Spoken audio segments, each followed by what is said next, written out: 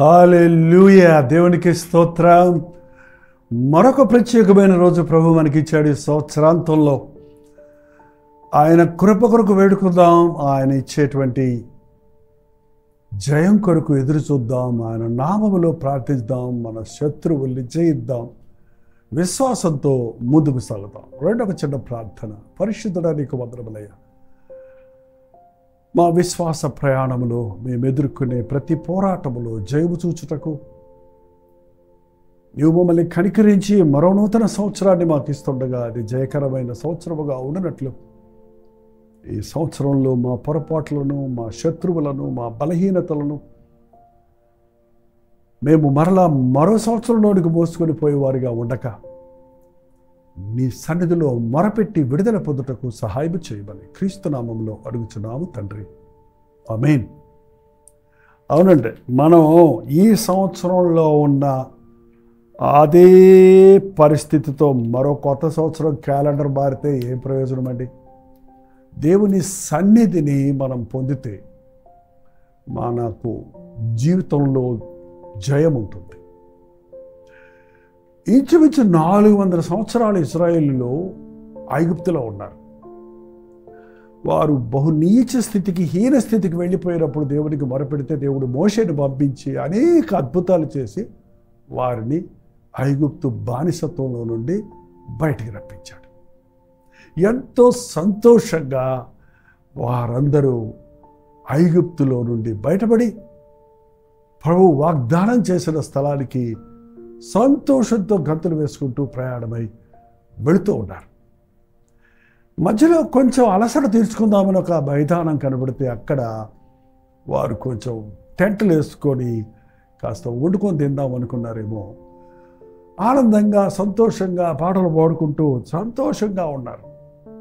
సడన్గా ఎవరో చెప్పారు, అదిగో అక్కడ దుమ్ము రేగుతుంది, అక్కడ రథాల చప్పుడు వినబడుతుంది, అది ఫరో సైన్యం అని కేక వేయగానే వీరి ఉల్లాసం, వీరి ఆనందం వెంటనే ఆగిపోయింది. భయంతో కేకలు వేస్తున్నారు. గబగబ మోషే దగ్గరకు వచ్చేసాడు. ఎందుకునైనా మమ్మల్ని ఇక్కడ తీసుకొచ్చాం? చూడండి ఒకసారి 14వ అధ్యాయం నిర్గమకాండం, 14వ అధ్యాయం నిర్గమకాండం 14వ అధ్యాయము 10వ వచనం దగ్గర నుండి. ఫరో సమీపించుచుండగా ఇశ్రాయేలీయులు కనులెత్తి ఐగుప్తీయులు తమ వెనుక వచ్చడం చూచి మిక్కిలి భయపడి యెహోవాకు మొర్రపెట్టిరి. దేవునికి మొర్రపెట్టారు, బాగానే ఉంది. అంతటితోటి విశ్వాసం లేక 11వ వచనము, అంతటా వారు మోషేతో ఐగుప్తులో సమాధులు లేవని ఈ అరణ్యములో చచ్చుటకు మమ్మల్ని రప్పించితివా? మమ్మల్ని ఐగుప్తులో నుండి బయటికి రప్పించి మమ్మల్ని ఇట్లు చేయనేలా, మా జోలికి రావద్దు, ఐగుప్తునకు దాసులు మగుదమని ఐగుప్తులో మేము నీతో చెప్పిన మాట ఇదే కదా, మేము అరణ్యములో చచ్చుట కంటే ఐగుప్తీయులకు దాసులు ఒకటే మేలు. ఏంటండి? ప్రభువును నమ్ముకొని ముందుకు సాగుతున్నప్పుడు శత్రువును చూసి భయపడటం ఏంటి? అపవాదిని ఎదిరించుడి, అప్పుడు వాడు మీ వద్ద నుండి పారిపోవన్నాడు. ఈ సంవత్సరాంతంలో ప్రభువును స్తుతించండి. ఈ సంవత్సరం అంతా దేవుడు చేసిన మేళ్ళు తలంచండి. అంటే కొందరు ఈ సంవత్సరంలో, ఈ సంవత్సరాంతంలో, అవునండి, దేవుడు మనల్ని పిల్లలకి ఇంకొక అప్పర్ గ్రేడ్కి వెళ్ళినప్పుడు వాళ్ళు పరీక్షలు రాయాలి కదా, అవి పాస్ అయితేనే కదా. అందుకే బిడ్డలు చూడండి ఎంత భయపడిపోతారో పరీక్షలు అంటే. పరీక్షలు రాయకుండా, అందులో ప్రవీణులు అవ్వకుండా మరొక తరగతికి వెళ్ళలేరు కదా. అలాగే దేవుడు వీరిని ఒక్కసారి ఒక చిన్న పరిశోధనకు వదిలిపెట్టాడు. వీరి విశ్వాసం ఇంకా బలపరచాలి, స్థిరపరచాలి, నా మీద పూర్తిగా ఆనుకోవాలి అని ఆశించాడు. చూడండి, మనం సంతోషంగా ఉన్నంతసేపు దేవుని స్తుతిస్తూనే ఉంటాం. ఇందులో ఏ అనుమానము లేదు, ఇక సందేహమే లేదు. కష్టం వచ్చినప్పుడు దేవుని స్తుతిస్తున్నావా? శత్రువుడిని బెదిరిస్తున్నప్పుడు దేవుని స్తుతించి అపవాదిని ఎదిరిస్తున్నావా అనేది చాలా ప్రాముఖ్యమైందండి. ఈ సంవత్సరాంతంలో కొంతమంది ఇరకాటంలో పడిపోతారు. కొన్ని శోధనలు వస్తాయి. నేను గమనించాను, చాలా మరణాలు కలుగుతుంటాయి డిసెంబర్ నెలలో. మేబీ దేవుడు వారికి ఇచ్చిన సమయం ముగించిందేమో. మెనే టుకేలు ఫారసీన్ అని దేవుని కృప ఎంత ప్రేమించినా ఆయన కృపను తట్టుకోలేని వారికి వారి లెక్కలు ముగించేశాడేమో దేవుడు, నాకు తెలియదు. ఏదేమైనప్పటికీ మరణించిన వాళ్ళ సంగతి వదిలిపెట్టండి. మన ఇంట్లో ఒకరు మరణిస్తే ఆ వేదన ఎవరికి? బతుకున్నోడికే కదా, చనిపోయినోడికి అది తెలియదు ఆ వేదన. కానీ బతికున్న మనం ఎందుకు ఇలా అవ్వాలి? ఎందుకు ఇలా జరగాలి? దేవుడు మాకు తోడై ఉంటే మాకెందుకు ఈ శ్రమ, మాకెందుకు ఈ మరణం, మాకెందుకు ఈ వేదన అని చాలామంది ఈ రోజున కష్టం వచ్చినప్పుడు ఒక్కరోజు 11 నెలలు దేవుడు మేలు చేసిన అది మర్చిపోతారు. ఈ నెలలో జరిగిన ఒక చిన్న సంభవము, ఒక చిన్న ఉపద్రవము, ఒక చిన్న నష్టము, ఒక చిన్న తారుమారైన పరిస్థితితో ఎదుర్కొన్నప్పుడు బెంబేలు పడిపోయి ఎందుకు నమ్ముకున్నాను దేవుణ్ణి, వేస్ట్, ఏం చేశాడు దేవుడు నాకు అనే స్థితికి ఈ ఇశ్రాయేలీలాగా సనగటం సర్వసాధారణమైపోతుంది. ప్లీజ్, దేవుడు ఎప్పుడు దూషణకు పాత్రుడు కాదు. సనగకుడి, సనిగి అనేకుని సంహారకుని చేత నశించిపోయారని వాక్యం సెలవిస్తుంది. ప్రభువును స్తుతించండి, అర్థం కాకపోతే ప్రభువుకు మొరపెట్టండి. శత్రువును చూసి భయపడొద్దు. ముందుకు పోదామంటే అక్కడ ఎర్ర సముద్రం ఉంది. ఎర్ర సముద్రం ఏం దెయ్యం కాదు, అది ఎప్పుడూ ఉంటుంది. అక్కడ సముద్రం ఉంది. కొన్ని ఆటంకాలు ఉంటాయి మనకి. ఏంటండి, కొన్ని ఆటంకాలు సహజంగానే ఉంటాయి మనకి. కొన్ని శత్రువులు మన తరుముతుంటాయి. రెండింటి పోరాటాల మధ్యలో అంటే పరిస్థితుల ప్రభావము, అపవాది ప్రభావం వల్ల చాలామంది కృంగిపోతున్నారు. చుట్టూ చూసుకొని ఏడుచుకుంటూ కూర్చుంటున్నారు. చస్తే బాగుండు అనుకుంటున్నారు. శత్రువుకు లోబడిపోతాను అంటున్నారు. ఎప్పుడు ఆ మాటను రాడకండి. మీరు విమోచించబడిన వారు, మిమ్మల్ని విడువను ఎడబాయనన్న ప్రభు మనకున్నాడు. మోషే దగ్గరకు వచ్చి అలా ఏడుస్తున్నప్పుడు మోషే ఏం చెప్పాడో చూడండి 13వ వచనంలో. అందుకు మోషే, భయపడకుడి, యెహోవా మీకు నేడు కలుగజేయు రక్షణను మీరు ఊరక నిలుచుండి చూడుడి. భయపడకండి. మొదటి పాయింట్, యెహోవా మీకు నేడు, ఈ రోజు చేసేది, ఇన్ని రోజులు చేశాడో లేదో అనేది వదిలేయండి. ఈ రోజు నీకు కలుగు చేసే రక్షణను మీరు కన్నులారా చూడండి. మీరు ఊరక నిలుచుండి చూడండి. నువ్వేం కుస్తీ పడక్కర్ల, దేవునికి నువ్వేం సహాయం చేయక్కర్ల. నువ్వు నిలబడి చూడంతే, దేవుడు తన కార్యాలు జరిగిస్తాడు. ఆయన నమ్ము, నువ్వు విశ్వసించు. దేవుడు మీ పక్షంలో ఉంటాడు. ఈ శత్రువులు నేడు చూచిన ఐగుప్తీయులు ఇక మీదట మరి ఎన్నడూ మీరు చూడరు. హల్లెలూయా.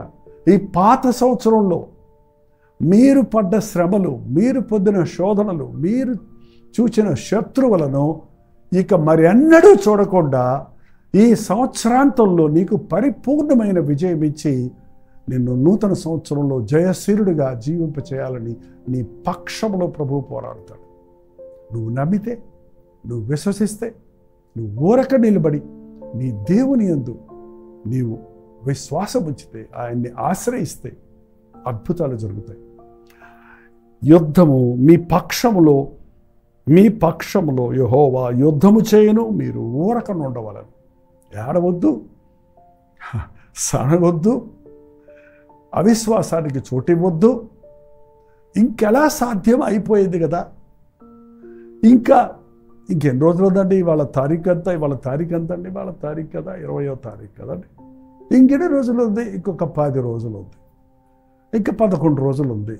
ఈ సంవత్సరంలో దేవుడు అది చేస్తాడు, ఇచ్చేస్తాడు, నాకు ఆ వాగ్దానం ఇచ్చాడు, ఈ వాగ్దానం ఇచ్చాడు, ఏం జరగలేదే. ఈ సంవత్సరం అంతా దేవుడిచ్చిన వాగ్దానాలు నా పట్ల నెరవేరలేదే. నాకు గర్భఫలం ఇస్తానన్నాడు, ఆ సూచనలు లేవే. నాకు గృహం ఇస్తానన్నాడు, కనపడటం లేదే. నా బిడ్డల వివాహం ఈ సంవత్సరంలో చేస్తా అన్నాడు, జరగలేదే. ఏంటండి, దేవుడు నాకు వాగ్దానం ఇచ్చాడు. 30వ సంవత్సరంలో యోసేపును బయటకు తెచ్చి పెళ్లి చేసినట్టుగా నీకు ఈ సంవత్సరంలో నీ వివాహం జరుగుతుంది. మా నాన్నగారు 2-3 సంవత్సరాలుగా ప్రార్థన చేస్తూ ఉండేవారు. ఎక్కడ అనేకమైన దైవ సేవకులు ప్రార్థిస్తూ ఉండేవారు. పర్వాలేదులే, వివాహం లేకపోయినా ఒంటరిగా సేవ చేద్దాం అనుకునేవాడిని. కానీ ఇచ్చిన వాగ్దాన ప్రకారం ఇంకొక 2 రోజులు ఉందనగా ఏంటండి, డిసెంబర్ 28వ తారీఖున నా వివాహం జరిగింది. ఇక 3 రోజులే కదా ఉంది, ఇంకే జరుగుద్ది పెళ్ళి అనుకున్నాం. కానీ ఆ వాగ్దానం ఇచ్చిన దేవుడు లాస్ట్ మినిట్లో కూడా మాట తప్పడు గనుక తన కార్యాన్ని జరిగిస్తాడు. మీ జీవితంలో ఏమన్నా పెండింగ్ ఉన్నాయా? మన బుధవారం కూడా మీతోటి ఈ మాట చెప్పాను. మీరు పోరాడి ప్రార్థించమన్నాం. ప్రార్థించారా? జవాబు వచ్చిందా? జవాబు రాలేదని ఆగిపోయారా? ఈరోజు ఉపవాస ప్రార్థన ఉంది, మీరు ఏకీవించి ప్రార్థించండి. మనకి ఇంకా 10 రోజులు మన ముందు ఉన్నాయి. ప్రతిరోజు ఆయన తలుపులు తట్టండి. శత్రువును చూచి భయపడకండి, ప్రభువును చూచి స్తుతించండి. పరిస్థితులను చూచి లొంగిపోకండి, ప్రభువైపు చూచి సాగిపోండి. ఈ లోకంలో అన్ని విధాలైనటువంటి తారుమారైన పరిస్థితుల్లో కూడా ఊహించని రీతిగా ఆశ్చర్య అద్భుత కార్యాలు చేసే దేవుడు మనకు ఉన్నాడన్నది గుర్తించండి. ఇది ఎలా సాధ్యమనే అవిశ్వాసంతో ఉండక దేవునికి సమస్తము సాధ్యమని విశ్వసించండి. చూడండి, వెనకాల తరుగుట్టు వస్తున్నాడు ఫరో. ముందు ఎర్ర సముద్రం అడ్డంగా ఉంది, కానీ దేవుడు మీ పక్షంలో యుద్ధం చేస్తాడు. దేవుడు తన అగ్నిని పంపించినప్పుడు ఫరో రథాలు ముందుకు రాకుండా అక్కడ ఆగిపోయినాయి. వారి ముందు అడ్డంగా ఉన్నటువంటి ఎర్ర సముద్రం 2 పాయలుగా చీలిపోయింది. ఆ రాత్రే వారు ఆరిన నేలను, సముద్రమును దాటి ఆ గట్టుకు చేరడం జరిగింది. మరి ఎన్నడూ మీ శత్రువులను చూడడు అన్నమాట అక్షరాల ఇశ్రాయేలు పట్ల నెరవేరింది. 2 పాయలైన సముద్రం తెరిచి ఉంది, ఇశ్రాయేలు వెళ్ళారని మేము వెళ్దామని ఫరో సైన్యం అందులోకి వెళ్ళినప్పుడు ఆ సముద్రం మరల మూయబడింది. ఆ ఫరో సైన్యం ఆ సముద్రంలో నశించిపోయారు. నీ శత్రువుని మరి నీవెన్నడూ చూడకుండా నీకు జయమిచ్చే ప్రభు ఉన్నాడు. ఈ 2024 సంవత్సరంలో నుండి 2025 సంవత్సరంలోనికి నిన్ను తన వాగ్దానాలతో తన రెక్కల మీద తన రెక్కల మీద మోసినట్లుగా ఏ కీడు, ఏ నాశనము, ఏ శాపము మన మీద తగలకుండా తన శిలువ రక్తాన్ని ప్రోక్షించి మరో నూతన సంవత్సరంలోనికి నూతన జీవితంతో నూతన వాగ్దానాలతో నడిపించాలని ప్రభు ఆశిస్తున్నాడు. మీరు విశ్వసిస్తే ఊరక కనిపెట్టి ప్రార్థన అంటే లొడలొడలొడలో ప్రార్థన చేయడమే కాదండి. You do your prayer. మీరు అడిగేది అడగండి, చెప్పండి, వెతికి దేవునికి మొర పెట్టండి. ఆమెన్ అన్న తర్వాత ఆగండి, ఊరకే ఆగండి. ఇంకా మోకాళ్ళ మీద అలాగే కనిపెట్టండి. కొంచెంసేపు మౌనంగా దేవుని సందులో ఉండండి. ఆయన ప్రత్యక్షతలు మీరు చూస్తారు, ఆయన దర్శనాలు మీరు చూస్తారు, ఆయన ఇచ్చే జవాబులు మీరు వింటారు. మీరు మోకాళ్ళ మీద నుండి లేచేలోగానే దేవుడు తను చేయబోయే అద్భుత కార్యాలను మీరు గుర్తించగలుగుతారు. ఈ సంవత్సరాంతంలో మన ప్రార్థనా జీవితం సరిచేసుకుంటే అన్ని విషయాల్లో మనం స్థిరపడతాం. మనం ప్రభువుకు మొరపెడితే ఆయన ఎప్పుడు మనకి నో అనేవాడు కాదు. మన ప్రార్థన వినకుండా చెవులు మూసుకునేవాడు కాదు.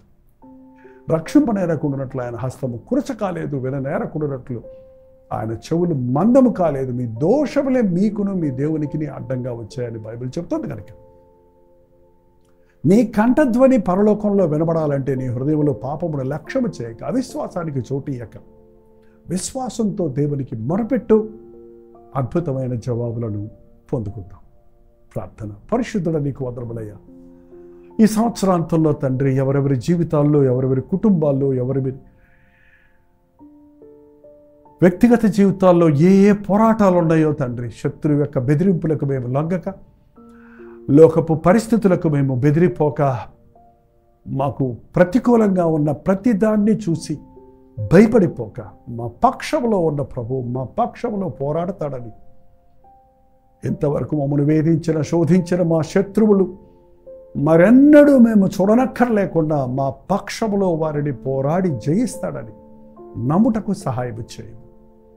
అవి రోగములైనా, అవి అప్పులైనా, అవి ఆర్థిక ఇబ్బందులైనా, అది కుటుంబ సమస్యలైనా, అది మానసిక ఆందోళనైనా, అది కరువైన, కాటకమైన, కష్టమైన ఈ నూతన సంవత్సరంలో వాటిని మేము మోసుకొని పోక, మాకు అపకారము చేసే ప్రతి శత్రువును నీకు అప్పగించి నీవు వాటిని జయించటం, నీవు వాటిని నుంచి మమ్మల్ని విడిపించటం, మేము ఊరక నిలబడి నీ సన్నిధిలో మోకాళ్ళ మీద చూచుటకు సహాయం చేయమని క్రీస్తు నామములో అడుగుచున్నాను తండ్రి.